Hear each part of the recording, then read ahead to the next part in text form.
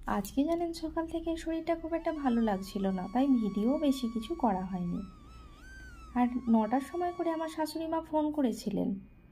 উনি বেশ কিছু থেরাপি আমার জন্য রোজই প্রায় দিয়ে থাকেন, সেই থেরাপিটাই আপনাদের সাথে শেয়ার করব। উনি সব কিছু রোগের একটাই ওষুধ, সেটা হলো জল।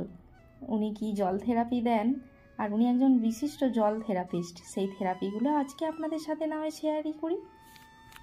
আমি কাজল, ব্লগ বাই কাজলের নতুন একটি ব্লগে বড়দের প্রণাম জানাই আর ছোটদের স্নেহভরা ভালোবাসা। যদি আপনি আমার চ্যানেলে নতুন হয়ে থাকেন, যদি ভিডিওগুলো ভালো লেগে থাকে, তাহলে চ্যানেলটি সাবস্ক্রাইব করে আমার পরিবারের একজন হতেই পারেন। আর হ্যাঁ, লাইক দিতে ভুলবেন না, আপনার একটা লাইক আমাকে অনেক দূর এগিয়ে নিয়ে যাবে।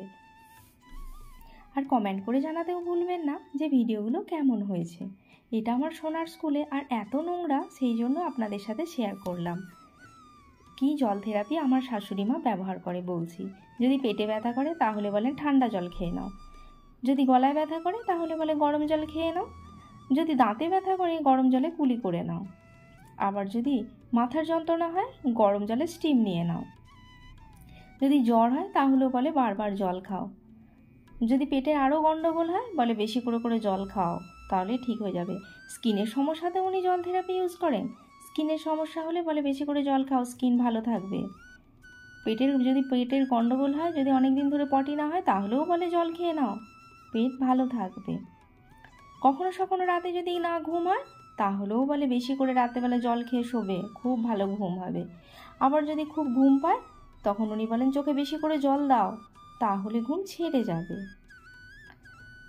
যখন আমার সোনার খুব মাথা গরম হয়ে যায়, তখন বলে বেশি করে মাথায় জল দেবে, মাথা ঠান্ডা থাকবে। মাথায় যদি নোংরা হয় জল দিয়ে ধুয়ে ফেলো, তাহলেই পরিষ্কার হয়ে যাবে। খুব যদি খিদে পেয়ে যায়, তখনও বলে একটু বেশি করে জল খেয়ে নাও, তাহলে শরীরটা বেশি ভালো থাকবে। আবার খাবার আগে বলেন বেশি করে জল খাও, তারপরে খাবার খাবে, তাহলে খাবার খুব ভালো হজম হবে। ওনার তো এই জল থেরাপি শুনে শুনে আমি তো অবাক। এমনিতেই উনি আমার নাম দিয়েছেন রুগ্ন, কারণ সত্যি আমার অনেক সমস্যা রয়েছে। কিন্তু তাই বলে যে আমি আমার সংসারের কাজ ছেড়ে রেখে শুধু রুগ্নতা প্রকাশ করি, সেটা মনে হয় নয়। যাই হোক, আর কি বলবো, আপনারাও যদি পারেন এরকম জল থেরাপি ব্যবহার করে দেখতে পারেন, কেমন লাগে জানি না। আমার মনে হয় এই জল থেরাপিতে কোনো মানুষের উপকার হয় কি না, তবে ওনার সবেতেই এই জল থেরাপি খুব বিখ্যাত। এমনকি যদি কারো নখের কোনো সমস্যা হয়, তাহলেও বলে জল থেরাপি। চুলের সমস্যাতেও জল থেরাপি, মানে মাথার চুল থেকে পায়ে নখ পর্যন্ত ওনার জল থেরাপিতেই চলেন। তবে হ্যাঁ, উনি কিন্তু নিজের বেলায় জল থেরাপি করেন না।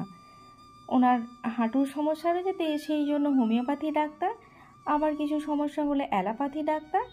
একদিন হঠাৎ করে ওনার গায়ে একটা পোকা লেগে গিয়েছিল, সেই জন্য একটু সমস্যা হয়েছিল, সেই জন্য উনি চলে গিয়েছিলেন স্কিনের ডক্টরের কাছে, মানে ডার্মাটোলজিস্টের কাছে।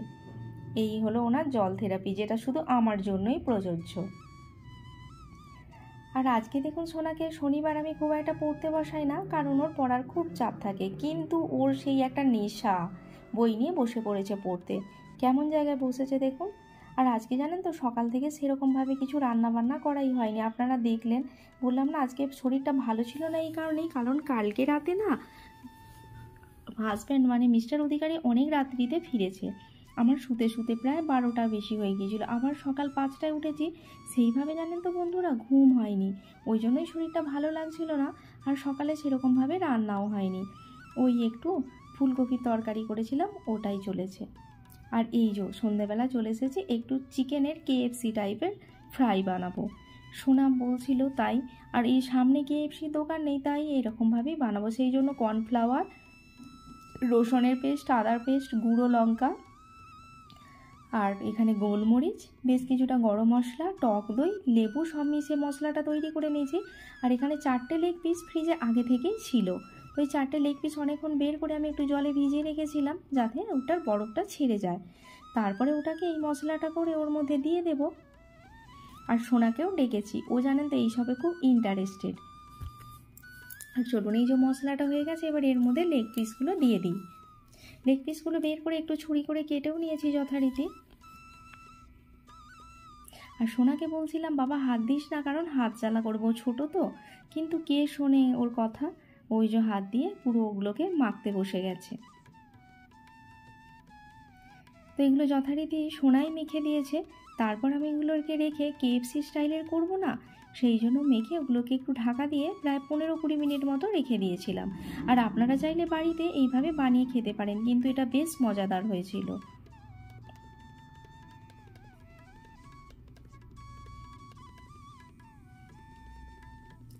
এরপর ওটা ঢাকনার লাগিয়ে আমি রেখে দিলাম। আর এখানে আবারও একটা বাটির মধ্যে বেশ কিছুটা ময়দা আর কর্নফ্লাওয়ার মিক্সড করে নিয়ে নিয়েছি।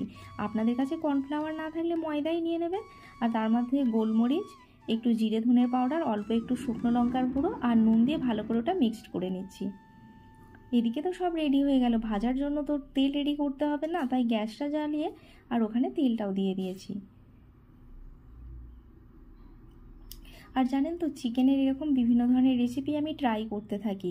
আর আমার রুমে যে দুজন রয়েছে আমার প্রেমের মানুষ, ওরা দুজনে চিকেনের ভীষণ ভালোবাসে, মানে চিকেন লাভার যাকে বলে।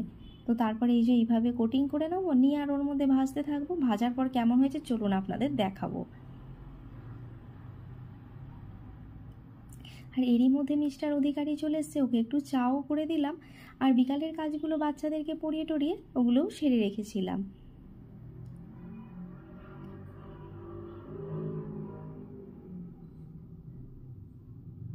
মনে হয় তেলটা গরম হয়ে গেছে বন্ধুরা, তো চলুন চিকেনটা ভেজে নিই।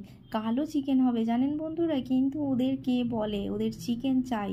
মানে বাবা আর মেয়ে দুজনের চিকেন হলে আর কিছু লাগে না, এত চিকেন ভালোবাসে।